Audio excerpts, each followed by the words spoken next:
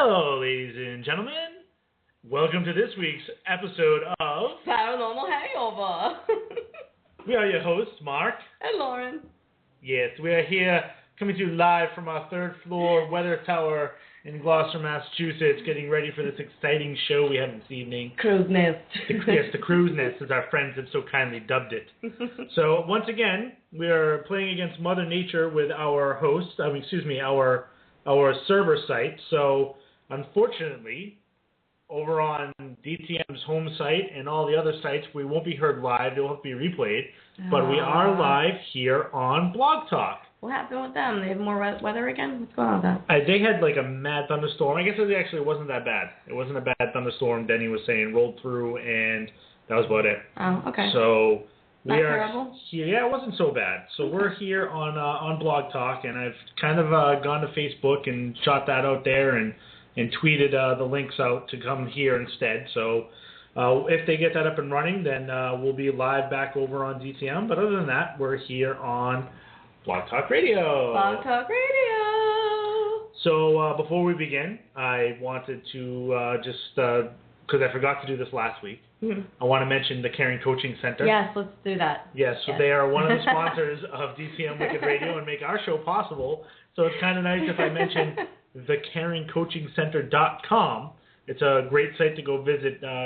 Life-changing things happening over there. They're giving you new diet plans, new exercises, sort of just a whole new you. Making you a better you. Yeah, mentally and physically.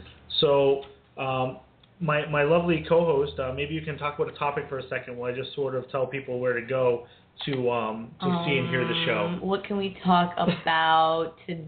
The white flags on the Brooklyn Bridge. What is that all about? That's paranormal. I think that to be very paranormal.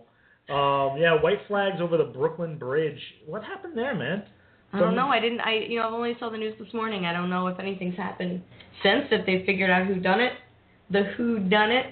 But someone took the American flags that sit atop the Brooklyn Bridge and removed them and put up bleached American flags. So that's like white flags. Yeah, what's up with that? They can't figure out how they got up there. At least they couldn't this morning. You know, who knows who's figured it out by now, but they couldn't this morning figure out how they managed to climb atop the Brooklyn Bridge without anyone noticing. They showed the news that the light dimmed out and everything. Yeah.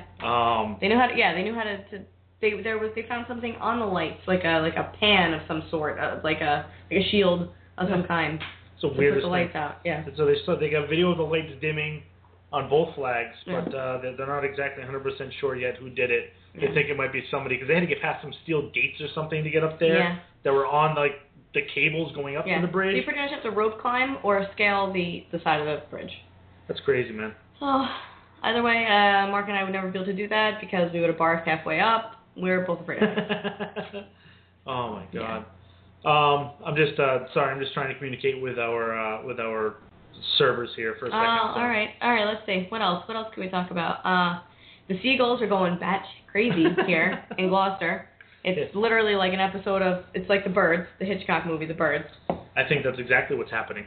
Yeah. I don't think it's them going crazy at all. I think Hitchcock is resurrected in a cemetery. Yes. Reincarnated in a cemetery? No, he's not reincarnated. He's resurrected. Oh, sorry. Yeah. Wow, sorry. Wow. Wow. He's not here in new form.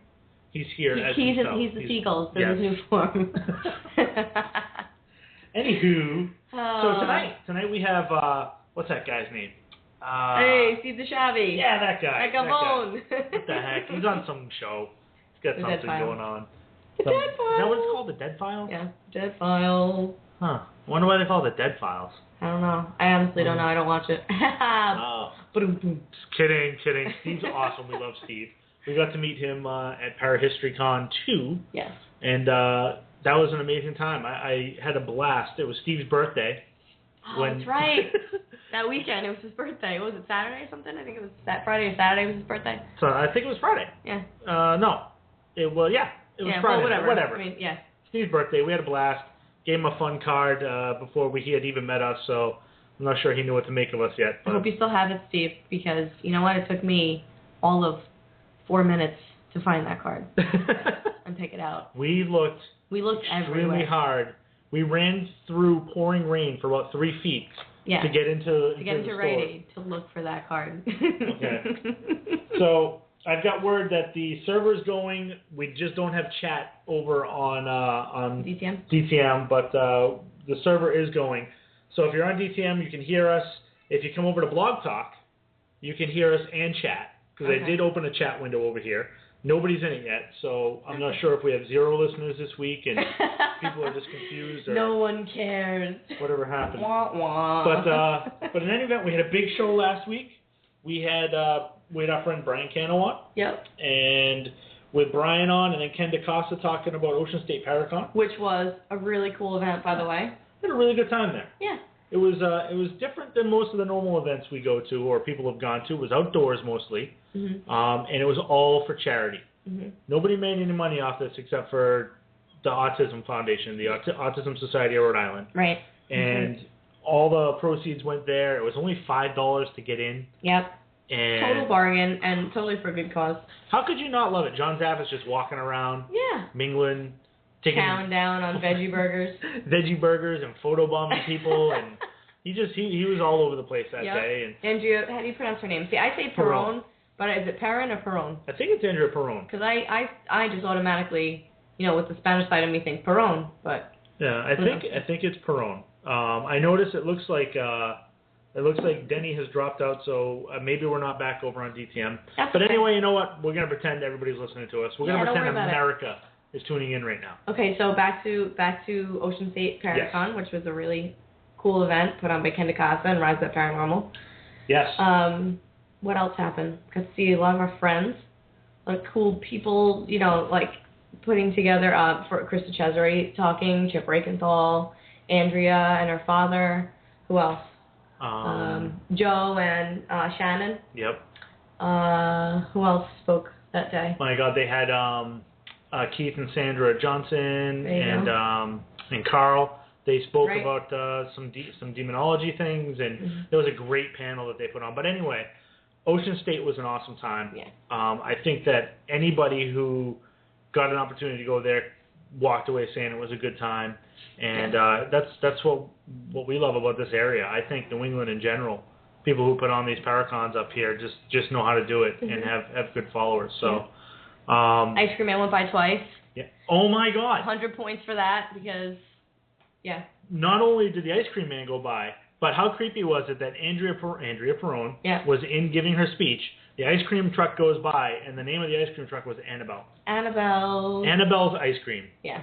And Andrea Perron is in talking about, things with The Conjuring and stuff like that, and the ice cream truck Annabelle goes by. Yeah, a little creepy. That was a little bit. Spooked me out for a moment. It's like the Warrens were there in spirit. I know. My gosh. Well, we had Zaffis there, so. Yeah, that's true. But anyway, so enough about Ocean State and everything that was going on there. And like we said, that was a good time and a good cause. Yeah.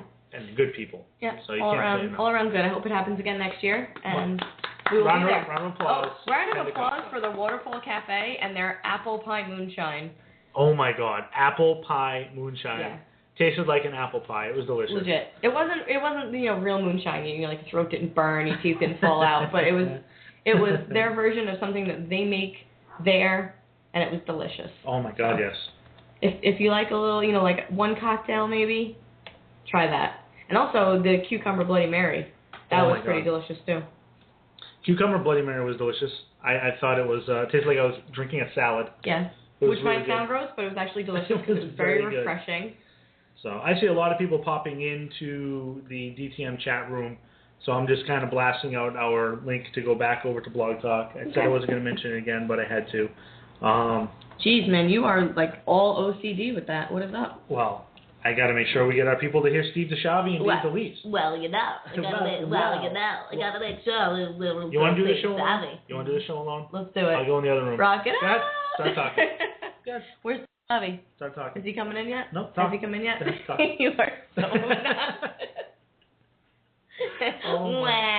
Oh, really?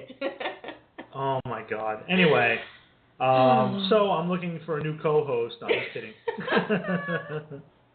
The birds are coming. The birds are coming. Oh, my gosh, right? So people are now telling me that my Blog Talk link isn't working. It's got to be working because I'm in Blog Talk right now. Hey, I don't know what's happening here, but anything else going on? 710. Where's DiSchiavi? Okay. Can you give me 7? Okay, hold on one second. Here's Steve DiSchiavi calling in. Steve DiSchiavi. Hey. What's how going you on, buddy? I don't like it when people try to fake my accent. Listen. I know I didn't grow up on Staten Island, but Long Island's close enough, you know? I'm from Brooklyn. Don't even give me that Staten Island stuff. and just for the record, Brooklyn is not a part of Long Island, correct? It's part of it, but it's definitely not the same. There you go. It's one. How you guys doing? It's good to hear your voices. Yeah, good. I know we've missed you. I know. We got to get together and do a little cocktailing before I make that trip. So that picture that we put up, we sleep with it. Yeah. By the way, I want to thank you for that. All 8,000 photos of me. You picked that one. I thought it was your best side, Steve. I don't have a good side, so it doesn't really matter. Oh my God. Goodness. So anyway, I'm getting issues here that people are saying that they can't hear us. So bear with me while I'm trying to figure out the problems that are going on audio-wise. And, I mean, I saw that. So. Yeah. I'll try and blast this out on Facebook and Twitter right now. Apparently, there's another tornado in New York. Who knows what the hell's going on over there? But upstate New York has just gotten bombarded lately with bad weather. And that just the weather hasn't been that great. Yeah, right. Where are you on? Are you back in New York? Yeah, I'm back here. So for now, I just I go back on the road August 1st for filming, so it's right around the corner. Jesus, man, you don't get a break, do you?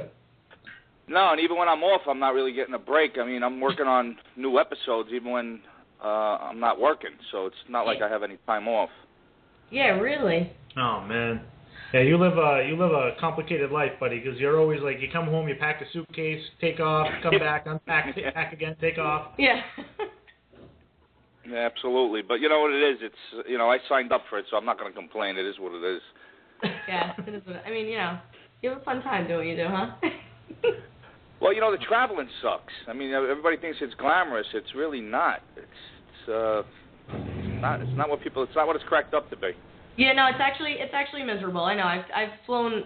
I've like when I was little, I used to go fly to see my dad, and I've been flying for like 20 so years, and everyone's like, "Oh my God, it's so much fun! You're going? Where are you going? You're going to Vegas?" Yeah, but I have to connect. I have like 4 flights to get there. I have to wait in the airport for 3 hours. I got to stand on line at the security checkpoint at each airport. Like, it's not that much fun. Yeah. By the time you get on the plane, you're like, give me a drink, please. Oh man. Yeah. The drinking part definitely helps. Oh my. So are you still knee deep in filming here? Or are you on break again, or what's going on?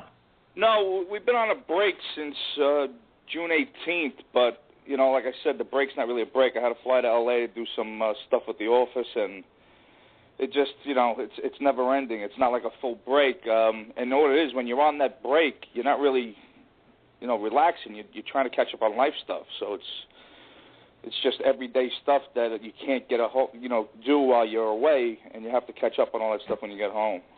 Yeah, right. Yeah. Well, I'm relocating down to Florida, so back and forth to Florida trying to get a place. I finally secured a location, and it's just it's not easy. It's not easy. Yeah, I hear you. You going through some withdrawals here, thinking about leaving New York? No, not at all. I can't. No. The only withdrawals I'm going to have are my friends. Yeah, there you go. And that's gonna be tough for me. But you know what? It's a 2.5-hour flight. They can visit. Exactly. They'll have a place to come stay and see you. It's peace and quiet though. Let me tell you, right? Yeah, I mean, I got a place that's overlooking the water, so every day I can go out and have my coffee and look at the ocean. So I'm happy about that. Are you also overlooking your retirement community? Because that, my friend, is probably delightful. No, actually, believe it or not, I'm probably one of the oldest people in the building I'm moving into. Believe it or not. So I'm like the Q-tip down there in this building. So. Oh man. Well, so what's what's been going on in the hectic life of Steve DiSchiavi? I have a question for you, actually. Forget what's going on. I want to get into this now. And I want to ask you something I haven't really heard anybody ask, and if you don't want to answer it, that's completely fine. But you are a retired New York homicide detective. And correct. Did you retire because it was just time, you had put your time in, or was it, No, I had over 20 years on the job. I had no intentions of retiring, and it was a couple of events that took place, and it was political. I wasn't getting promoted again, and I just wasn't having fun. And I said to myself, once I'm not having fun anymore, it's time to pull the plug. And and I can say it now, I'm retired. Commissioner Kelly destroyed the job, and he ruined a lot of detectives' careers, and he forced a lot of good talent from the job to retire, and it's regretful because, the city never went into the drop program, which a lot of major cities have, and they didn't care about the guys that were on the seasoned veterans. They didn't really care at all. I just took it as a sign it was time to go. Yeah. I've heard that, so it's kind of nice to hear it from somebody that was actually was affected by it. Yeah, I had no intentions of retiring at all. Yeah. And just a couple of events happened within a few-month period of time, and I was like, this sucks. I'm out of here. I had the time in. I had over 21 years at the time. And I'm like, what am I doing? I'm working a chart that is unheard of, a 4-2 chart. It's not like I had weekends off. I was working Monday to Friday doing day tours. I was working the streets. I was still banging on doors at 3 o'clock in the morning. And it was just like, and then when I retired, I'm like, I was making as much money retired as I was working. So I was like, what am I doing? Yeah. So it was kind of but the city never did anything to try to keep good detectives or good cops, to try to retain them. They did everything they could to make you want to retire. So I'm not surprised by that. I regret that. Yeah, that's. Don't get me started. Maybe that's why someone was able to get up to the top of the Brooklyn Bridge and put 2 flags on it, 2 white flags on it. Yeah. If it wasn't for me retiring, I wouldn't have been able to do the pilot for the show. So I guess things happen for a reason. Had I still been active when I got asked to do the show, I wouldn't have been able to, because I couldn't do this and be on the job at the same time. The city wouldn't have allowed it. Yeah. And even with the time, the timing as far as doing the show, I wouldn't have been able to do it anyhow. Right. So, I look at things happen for a reason. Sure. And then you jumped into the show, obviously, after retirement. Like you said, you got to do the pilot for the show. And I'm going to put this out there right now. I know we're Paranormal Hangover. Everybody expects paranormal talk. Steve's on a paranormal show. But Steve will be the first person to come out and say he's never had a paranormal experience. He's not into paranormal, really, and that what he does on the show is basically detective work, trying to find the backstory to everything that's happening. Yeah. So I get it. I hate to say this, and I know you guys are, and you guys, I got to tell you, I was able to watch what you guys do, and I was very impressed by the way you guys handle a paranormal investigation. It was very respectful. It was very professional, and I'm really glad I got a chance to see it. I think you guys get a bad rap. Paranormal investigators get a bad rap out there, but there are some assholes out there that don't do it the right way. Yes. I don't like being categorized as a ghost hunter. That drives me absolutely insane. Somebody comes up and says, "Oh, you're that ghost hunting guy." I just want to punch him right in the face. Because I'm not a ghost hunter. And you guys recognize that. I'm not a ghost hunter. I just do an investigation that has nothing to do, it may involve the paranormal, what people are going through, but I don't go out there with equipment or anything like that. Yeah. I just assist somebody that actually has abilities to see and talk to dead people. Right. Exactly. And it's pretty interesting how everything does line up most of the time with your your back in investigation and what Amy gets on her walkthrough, and it comes through very well on the show when you're at the end and you're putting it all together for everybody to see. So it's entertaining. What you do is awesome.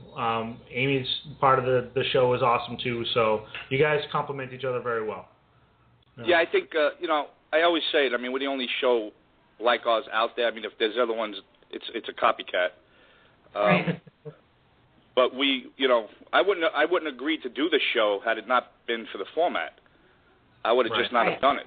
And that was something I had addressed with the creator of the show.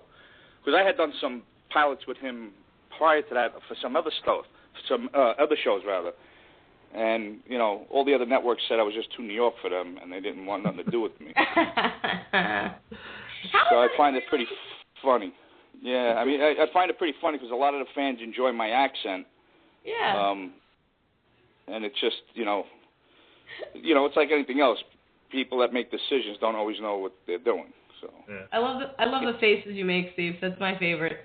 Like, what the F are you talking about, face? It's funny. I found a picture that they posted on one of the websites, and I'm going to actually put it up on my Facebook page and ask the fans to just tell me what you think I'm thinking. Write a quote and tell me what's going through my head. But I got to do it right. I got to make sure people don't get stupid and put bad things down. Come on, it's social media. It's going to happen anyway. Yeah, I know. Oh man, so we do appreciate what you just said to us about getting to sit in with us for a little while to see how we investigate. Yeah. And, I know you don't believe in all that, and that's totally fine with us because we're not out there to show people who don't understand. Yeah, that's not our job. Our job is to go with what we go with. So. Yeah. Right. I mean, it's not that I don't believe that there's paranormal. Obviously, I wouldn't be doing the show if I didn't believe something was going on. I mean, that's kind of contradictory from what I'm doing. But I just don't. I'm not into the ghost hunting aspect. I'd rather investigate a homicide than ghosts. I mean, that's just me. But I will never knock somebody else for what their passion is. I mean, that's just not nice. Yeah.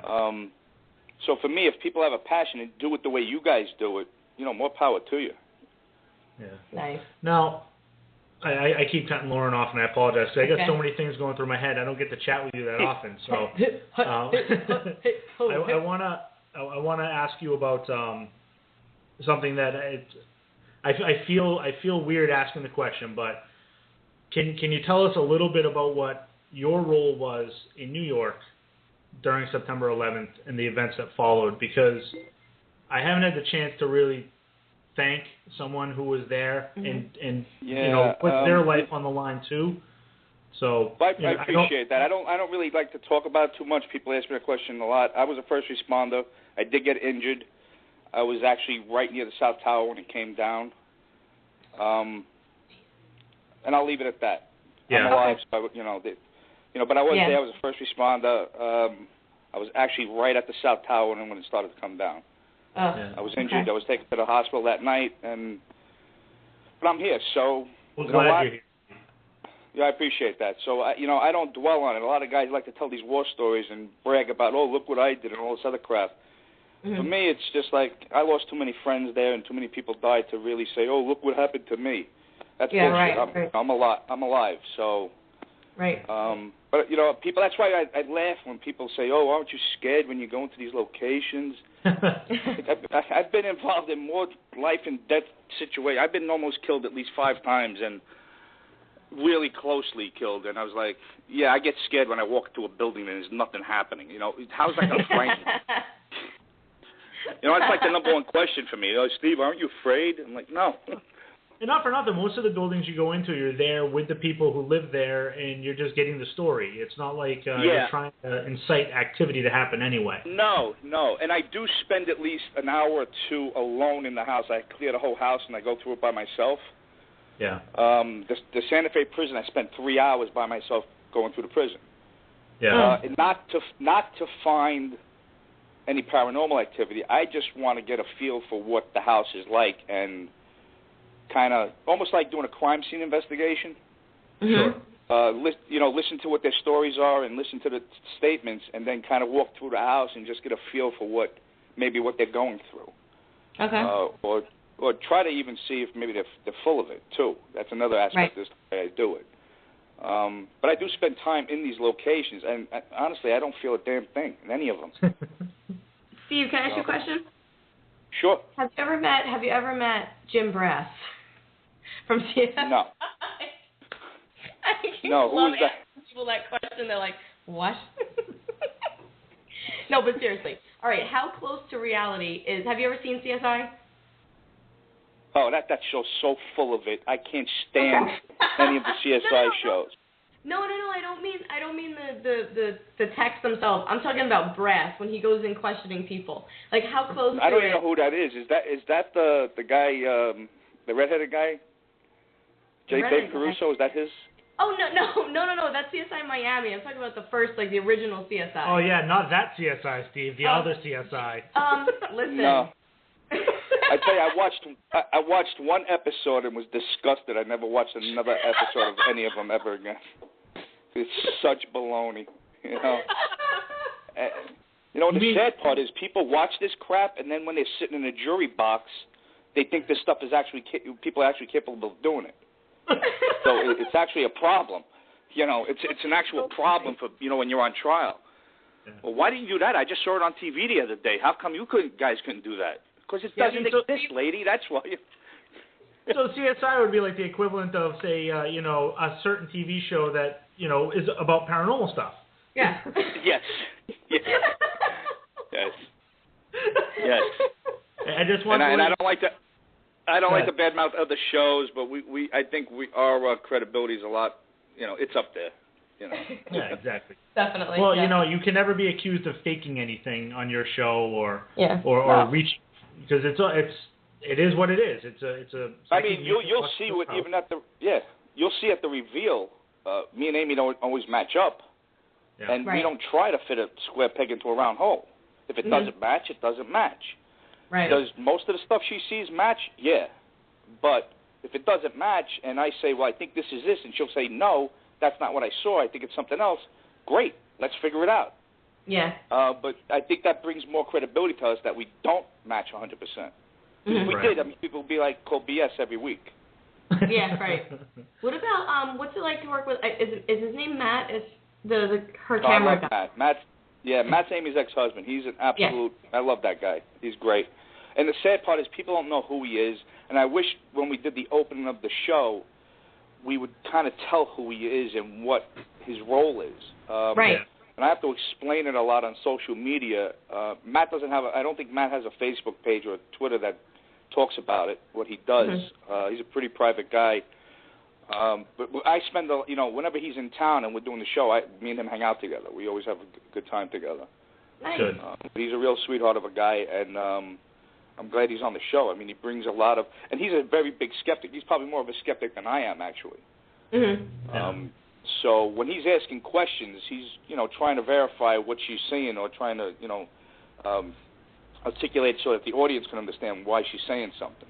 Yeah. Yeah, exactly. That's sort of what the feel, and again, like you said, it's not really explained, but that's the feel I get is I mean, I'm going to assume that before the show, even when Amy would go and do walkthroughs at homes and whatnot, Matt was probably with her to document what she was doing. Right.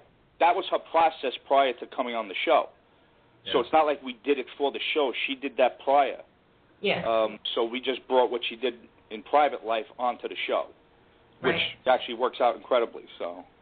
Yeah. But that's probably what makes the show so successful is that nothing's really faked or forced. It's all natural. It's how it was, and that's how it's going to continue to be. Amy's still doing her thing. You come in and you do the investigating, and at the end, it all comes together. It all comes together. Excellent. It's funny. I got a Facebook comment today on one of my posts, and it says, "I love the new format of the show," and I'm like, "New format? When did we change our format?" Because I read every comment that people post on my Facebook page, and some of the stuff is like, well, how long have you been watching the show? What new? We just finished our 73rd episode. We haven't changed anything in 73 episodes. Oh. Wow, 73. Yeah, this season we finished at 73. Not the new season coming up. Hopefully, if we get picked up again, and I'm knocking on wood as I speak.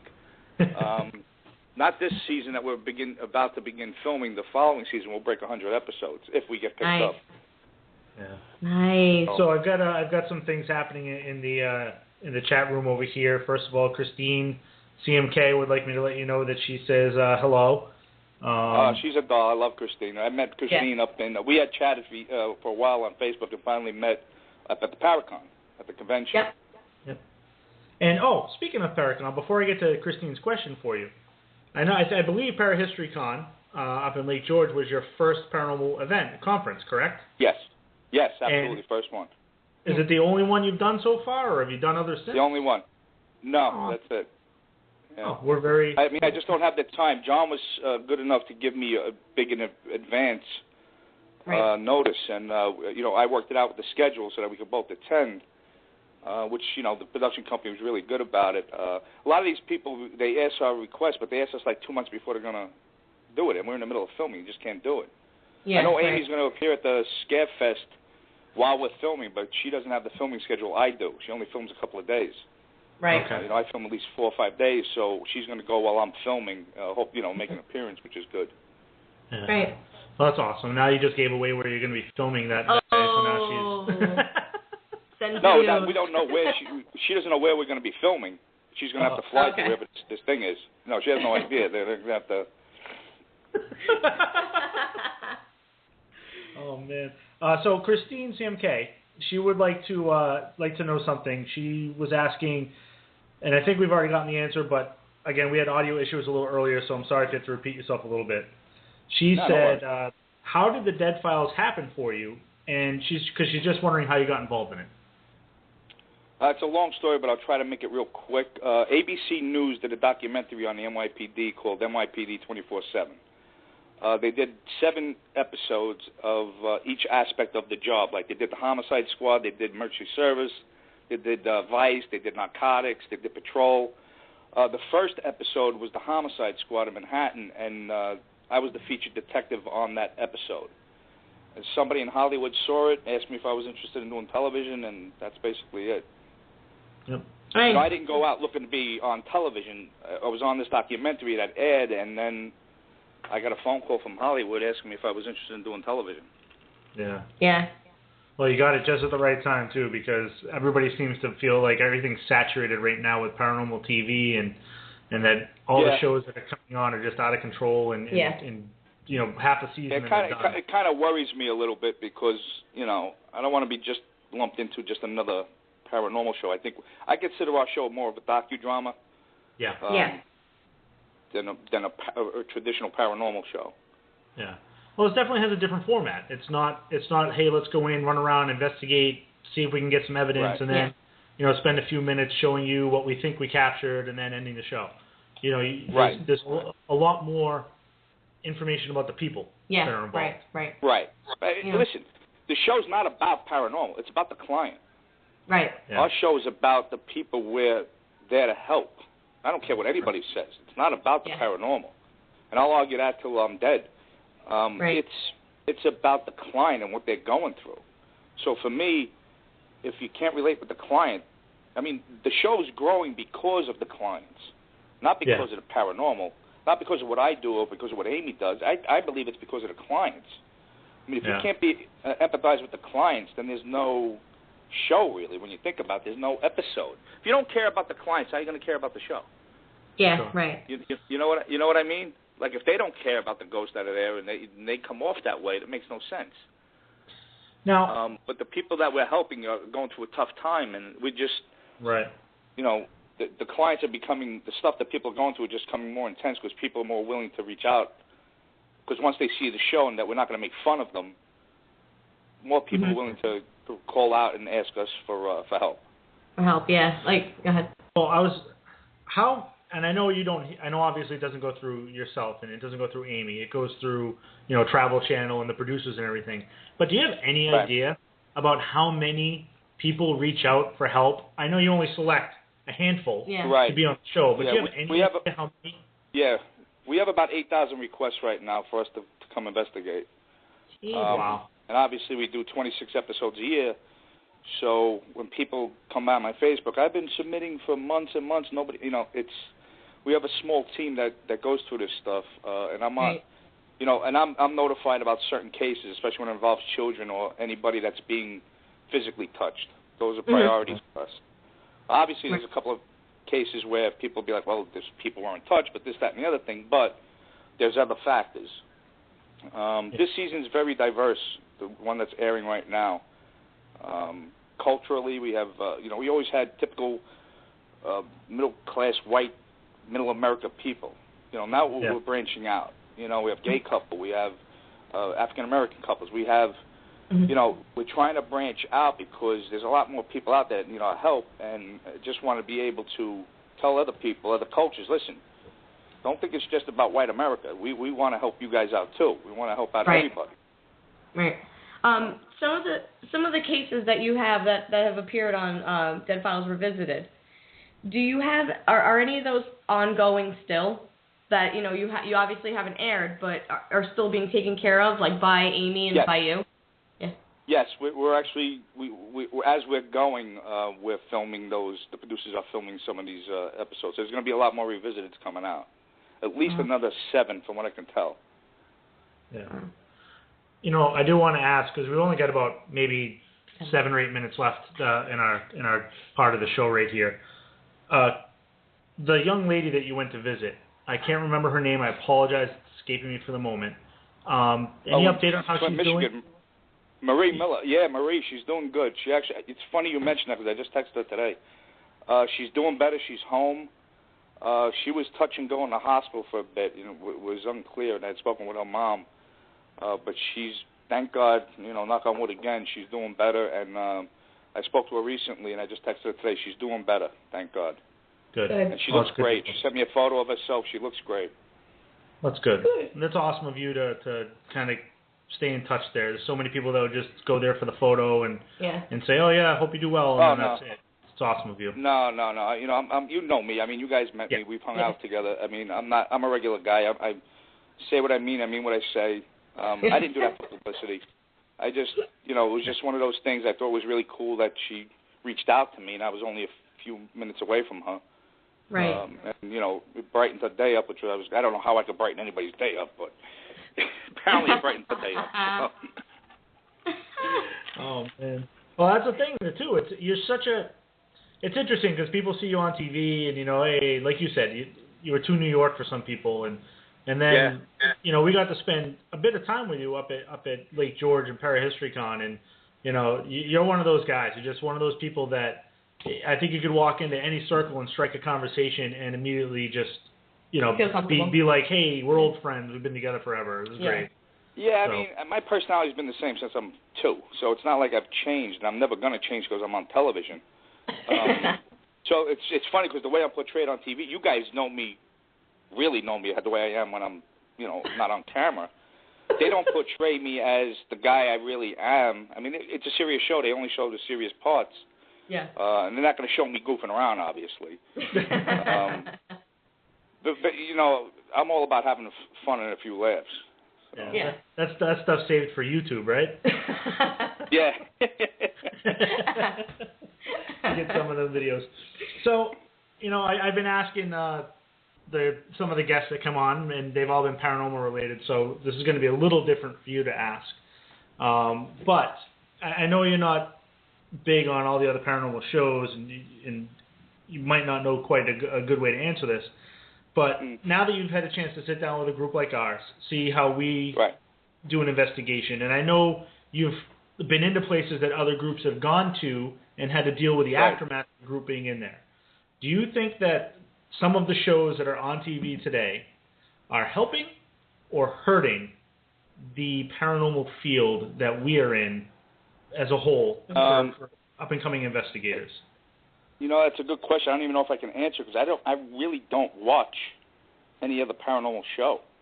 Yeah. I watch the tail end of Ghost Adventures before my show comes on, and you know, I'm not going to comment on their show, but I just don't. I can't even answer.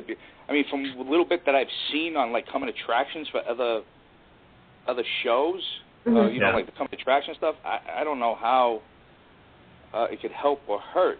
You know, for me, I think a lot of it's selfish. I mean, a lot of people are out there just for their own joy, and their own. Let me see what I can find out, or let me, you know, from my experience. Right. And for me, it's so different. For me, it's about helping a client. I don't care if people are like, oh, I want you to have an experience. What the hell do I need to have an experience for? That's not going to change what I do for the client. Oh boy, I had an experience. What's that going to change anything? So I really can't answer that question. I know I'm bouncing around on it, but I don't really watch any of these shows. I'm a DIY guy. I watch the DIY channel, you know. Nice. I watch, and the only show I got to tell you, my one, what's the word when people they have their little thing that nobody else knows about? I watch Supernatural. Oh yeah, love that's that your show. thing. Your dirty little secret. That's my dirty little secret. And it's because there's two brothers that kick ass, you know. And that's, you watch Sam it's and violent. Dave. It's violent, and I love it. So you know, that's my little dirty secret. And the chicks are hot. And the chicks are hot on this show. That's true.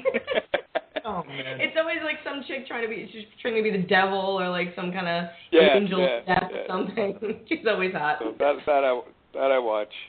Well, I appreciate you trying to answer the question. I appreciate you trying to answer the question for us because it's something that the answer varies from guest to guest, and I think it's very interesting because some people look at it one way, and some people say, oh yeah, it's helping. Some people say, no way, it's hurting everything. And I really think that what you just said about you're going in to try to help the client, that's what we try to do when we get a call from somebody who says, hey, something's going on in my house. We're not just going to go, great, let's bring our stuff and see if we can get something. Yeah, No, we want to get an answer and try and resolve what's happening for the people. Yeah. And if we can't resolve it, we try to point them to the right people who will resolve it for them. Right. So, and that's what you're saying is we see too much of now. You know, not to talk too much about what we do, but I was at an event one time and I witnessed some people who run paranormal groups. And like you had said at Fort William Henry when we were there, and we put some equipment down and I started explaining how to manipulate a flashlight because chances are a spirit at Fort William Henry doesn't know what the hell a flashlight is. Yeah. Exactly. I saw people who run groups and supposedly go in and help people put the equipment down and start filming. Yeah. And then saying, you know, can you make the lights move? Yeah. Can you? Well, how and why are they going to make the lights move? Tell them. Tell them what that is and why. And it's just frustrating to see that these are people who supposedly go and help other people, and you're not even doing it in an event style. You're not even explaining and showing that you know what you're doing. And it was so frustrating for me. So, yeah. You know. Well, you know, it's the same even with police work. If I see bad police work, it's, you know, it makes, or a bad police show, it makes all cops look bad. So it's the same thing, really. So you're saying I shouldn't take Rizzoli and Isles for real factual information. Yeah, I don't watch that one, but I know the show. I don't watch it though. But I stopped watching cop shows a long time ago. Yeah, I watched that. The first 48 is pretty good because that's about. Hey, that's a good one actually. That one's scary. That's usually always a camera that's in an interrogation room, and you're watching a cop yell at, or like a detective yell at the suspect. Yeah, I mean that's a good show. I mean it's a reality show, but it's really reality. So. Yeah. Good stuff. So Steve, can I ask you one question before we go? Yes. Now that you're going to be a Floridian, where are you going to get your tattoo of a dolphin? On what part of your body? You going to go like tramp stamp? You going to go shoulder? That's what I was thinking to myself. Definitely tramp stamp. That's what I was figuring. The one part of my body I always wanted a tattoo. No, it's funny. I got my first tattoo at 13. I got my last one when I was 18. I think I'm past the tattoo stage. If anybody's listening, if they can Photoshop a dolphin on a DiSchiavi somewhere, like in a tramp stamp area, that would be fantastic. I'd love to see that. But oh my God! Anyway, brother, we gotta wrap this up because we're gonna bring on Dave DeLeese here in just a couple minutes. Yeah. And then we'll fellow Shellen boy. Shellen. But yeah, it was awesome talking with you. We thank you so much for coming on the show tonight. Same here, and I want to wish you guys luck with the show. If anything I can do to help you guys out, I will do that, and I appreciate you having me. Thank you so much, Steve. I'll be sure to harass you guys. Please do, and I can't wait to see the both of you. Awesome, brother. You take care and have a good night, and we'll talk again soon. You got it, pal. Talk to you later. Bye-bye. Bye-bye. All right. I did not hang up on Denny, which is a good thing. So we're still broadcasting on different networks. I had so many more questions I wanted to ask him, and I just couldn't. So we're gonna have to talk about a 2-hour show at some point in time. And there's one question that I asked him, and I'm not sure if he understood, but I can always ask him again. It was the question of when they do the Dead Files Revisited and they visit a home again. is that those cases that still aren't resolved is what I meant. Right. Not new ones that they're doing revisited, but those that are still not resolved. Are they still in contact with those people? That was kind of what I was getting at, but I don't think he caught that. But that's all right. I mean, I would ask that again because we see so many of those cases where you just feel so bad for the people because they have no one to turn to, and it's like I can't afford to leave my house. I can't afford to move my family of 6. I need your help. What am I gonna do? And stuff like that I feel so badly about. Yeah. But what's funny is having Steve on, being able to chat with him like in this format, and besides what we already do with him, or do one-on-one is just so much fun because it's the same guy. Yeah, exactly. Nothing changes. He is 100% genuine. That's right. And is this Dave DeLeese? That it is. What's up, Marc? How you doing? Dave. Lauren, what's going on, girl? How's everything? I love that voice. What, because we're from New York, me and Steve? Is that the reason? Making fun of us guineas? That's horrible, you people up there. I'm going to have to send some of the boys up there to come and see you. How's everything, guys? I miss it. How are you, brother? I'm good, brother. How's everything? Everything's awesome. We're excited to have you on. And for those who don't know, we're on with Mr. Dave DeLeese right now. That's right, Dave I'm DeLeese. very grateful. Thank you. Dave DeLeese is Sorry, I missed you guys Sunday, but we'll definitely catch up soon. Oh, don't worry about it, man. Don't worry about that at all. We'll definitely have plenty of time to do that. So. Absolutely. We missed you too, though. Yeah. Thank you. So, what's going on, brother? We missed you at Ocean State. I'm sorry about that, but for anyway, so we have Dave DeLeese on. Dave is a good friend of ours. We met him at actually it wasn't at Parahistorycon. We met him during last year while we were with GHH. He's been friends with John and Kathy for quite a while. And the stuff that Dave is up to, he is our spotlight guest tonight. And the things that Dave is up to are just awesome. You're still in the midst of a documentary, is that correct? Yes, I'm still working on a documentary. It's been about 17 months now. I want to go slow with it because I want to make sure everything is correct because it's going to, lead from the British War into the paranormal. Yeah. Right. The thing is like 18 British soldiers that are buried under this church. So there's plenty of nights I do see them walking around the church at night, and the evidence that I have is amazing. Well, and you've been going, the church that you mainly work out of is St. Andrews, is that correct? Yes, that's correct. It's the Church of St. Andrews in Staten Island, and it's across the street from Richmond Town, actually, where, they did fight the British War. Right. There's so much history there. Oh, my God, you have no idea. I mean, everything here, I'd say honestly, this is probably one of the most haunted areas out there. Mm-hmm. There's a lot of stuff. I mean, going from, 1800s, 1700s, you got to realize the Dutch was here first back in the 1600s. So, and St. Andrews is the second oldest church. Wow. And the thing about Richmond Town too is that when I remember being in college and I was friends with people that lived on Staten Island, you'd never know it was there unless someone took you there because it's hidden. It's away from Highland Boulevard and from the Staten Island Expressway and all that crap. And right. It's unless you go there with school or someone takes you, you don't know anything about it. I mean, can you tell us a little bit about it? Yes, the sad part about it is I'm not originally from Staten Island. I'm originally from Queens. Uh-huh. And the thing is, in the 3 years I've been on Staten Island, I've learned more history about this place than probably a Staten Islander who's been here 50, 60, 70 years. Wow. Richmond Town is an amazing area because they located a lot of these homes from the areas they originally were in, and they brought them here. But there's a lot of serious ghost hauntings that go on in this place. Mm-hmm. I mean, there's times you can see the apparition of a child walking along the street. You're driving, you look and say, hey, how you doing? And you turn around, it's gone. Yeah. Right. Yeah, there's just so much craziness that's here, and that's why I actually fell in love with St. Andrews, and how I came across that place was I was watching an episode of Taps one night, The guys were in there.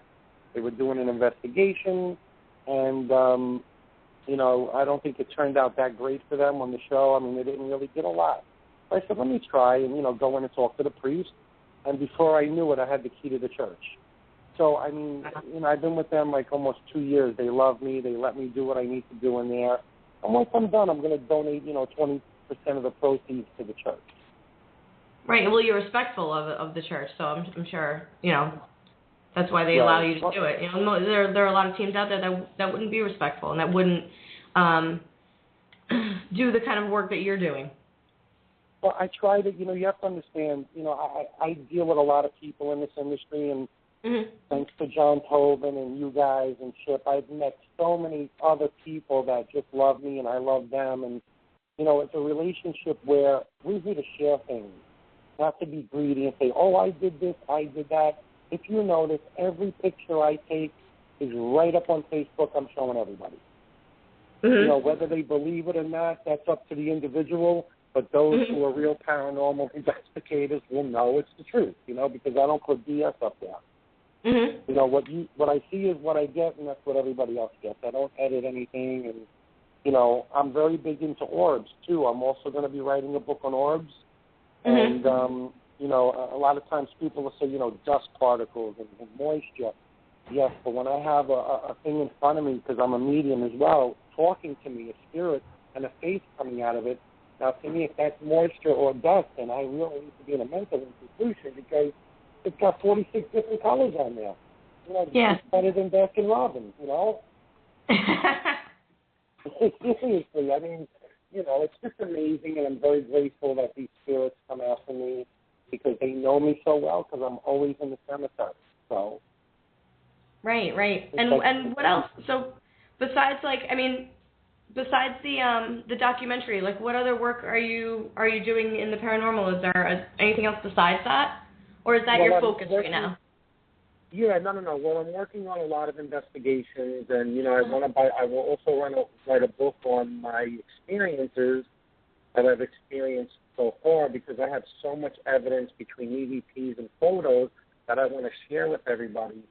I want people to know what's going on and what the truth is. I don't need to pretend that this is this and this is that. So I want to prove it to people and show them and share this with everybody. Well, that's a good thing. We appreciate that in the field, especially when it's from the heart, and we know that you're not trying to, what's the word I'm looking for, trying to, like, flub anything, I guess. Yeah. Is that the word I'm looking for? Yeah, fluff it up. Yeah, fluff it up. Yeah.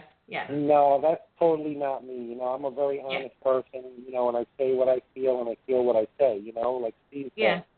That's how we are. That's how we were raised as Italian kids in Queens, I grew up in a neighborhood like Ozone Park where you had John Gotti and everybody walking across the street from you.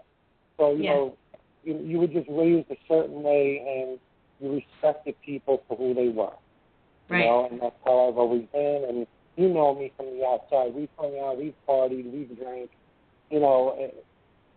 I'm just like a mellow person. Really I am. Yeah. No, you're genuine and you're funny, by the way. Oh, thanks. We love that sense of humor. Every now and then. I try to put a pair of boxes on my head as I walk around the stage, but I don't know how well that'll go. But I just love to make people laugh. I love laughing all the time. It's just so much fun to be that kind of person, And you guys are great. I have so much fun when I'm with you guys. It's just amazing. Oh man. That's the best part is that you get a little click. You find these events and these people that you can hang out with, and you get a little click going, and you just can't let these people go. They become friends for life, and you're one of those guys. Yeah. You're family, man. Let me tell you, I had such a blast Saturday night with John Zaffis and Bridget from the Getty's Girls and Nikki Para. We laughed until wee hours in the morning. I mean, it was just a trip. And when you watch a television show like seeing John Zaffis on The Ghost Hunter, The Ghost Collector, you know what I'm saying? And he's so serious. When you with him, he was laughing so hard. It was just a joy to see that he was relaxed. It was really nice. Yeah, that's cool. He's a genuine person. He really is. I've had a lot of fun with him. You know, I'm so glad I got to meet him and share that. And, you know, Andrea Perone, let me tell you, that woman, she is amazing.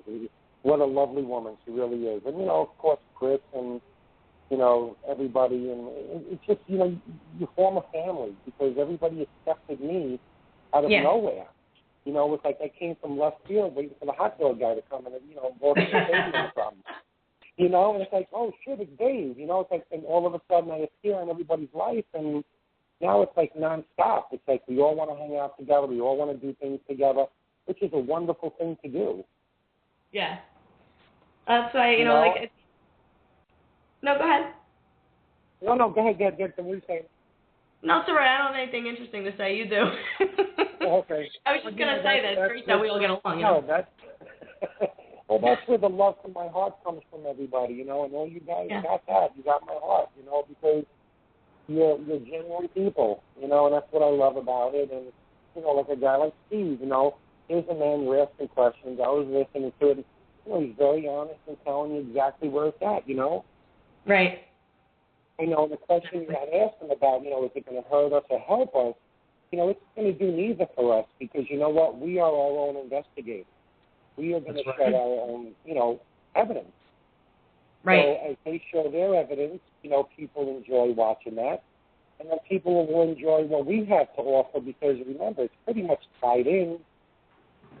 You know, Amy's doing that thing. And, right. So, I mean, it's pretty much not going to hurt us at all. I think it's going to help us, too, for other people to understand, all right, you got a cop on the job, a detective, and then you have a wonderful medium who's you know, finding out all the info. And that's a great team. And what I love about it is it's like he don't believe, she believes, so it gives a good angle to the show.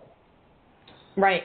Absolutely. Yeah. And, you know, and I gotta say, because a lot of people don't believe in or like them, but, you know, you have some amazing photos. You love to capture spirit form and orbs. You know, a lot of folks will bash orbs. You know this. People will bash orbs. There's two sides to the fence. Yeah. It's very difficult it's very difficult to pick them out. But you are a medium. Yeah. So the nice story is whenever you're taking these photos, it's because you're feeling something or you're having that experience with a spirit, and that's why you're capturing these photos. Right. Right. And like I said, sometimes I will get a spirit that talks to me, and it's really weird because I'm new at this. I'm only doing this like 3 years now, you know, and when I was a child, I grew up with a little boy in the house, in my grandmother's house, and I always believed she was a clairvoyant because her and I were the only ones who could see the kid. Yeah. So, you know, I was upstairs one day. I see this flash go by me. It's a little boy in like black knickers and a white shirt. So I ran down to my grandmother, and Italian, we call him Nonna. You know, the little boy, and she goes, oh, you don't worry, you go play. I thought she had 3 bottles of wine when she told me to go play. I said, what do you go play? You know what I'm saying? It's like, okay, hello. Well, I'm looking for this kid, and then finally he showed himself to me like full form. Yeah. And I didn't know what to understand about it. I was only like 5 or 6 years old at the time. Mm-hmm. So it was pretty interesting. And, you know, once I got older, I looked into it. The little boy died of scarlet fever, fell down the attic stairs, and that's why his body was in the home until I was 16, and then he just disappeared. Oh. So I had it with me a long time, you know, and just finally, you know, in the last couple of years, I really got involved and heavily into the paranormal, and now I'm getting ready to take a demonology course because I have a situation here where there's some really bad things going on in this woman's house, a friend of mine who's getting beat up in her sleep. And, you know, the 2 photos I put up on Facebook, another medium had looked at them and told me exactly I caught a hybrid child on the side of the photo with black eyes. It was like a black-eyed child. Oh, wow. But you have to look on the page. I put it up this afternoon, and you could see the black eyes. And I took this picture from the 2nd floor, and it looks like it's the ground floor. It's an amazing shot. You got to check it out. It's really cool. And then the second shot, I took it in the mirror, and you see a black demon with a hood on and a red eye. Wow. So, you know, she told me it was a soldier of some sort. And I believe her 100% because this woman is, like, very, very good. Awesome. Well, listen, brother, we literally have like 20 seconds left. So is there anything you want to plug, a Facebook page or something real quick for everyone? Just want to say thank you for everything and having me on the show. Good luck with your show and everything, and I'm sure we're definitely going to catch up very soon. Love you guys. And Steve, it was nice to say hi. Awesome. We'll have you on again, Dave, because that's not enough time. We need more time with you.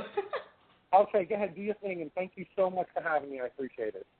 All right, Dave. We love you, brother. Take care. Okay, we love you, man. Take care. Bye-bye. Bye-bye. That was Paranormal Hangover, guys. We got to go. Thank you.